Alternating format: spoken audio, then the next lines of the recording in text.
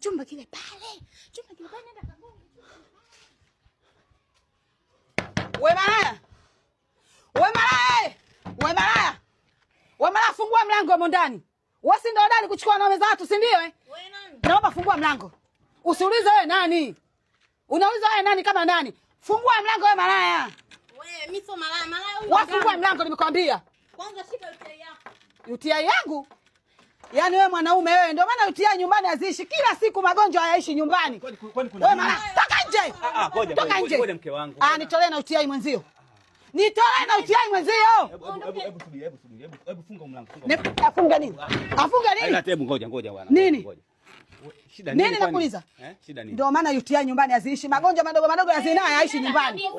Hebu tulia bwana. Tulia nini? Ngoja mke wangu nikwambie kitu. Nitulie nini? Mwambie. Wewe, afa kelele huko. Bwana niache. Twende nyumbani. Nakwambia niache. Niache. Hebu niache tu. Wewe mara fungua mlango. Nyumbani bwana. Nini?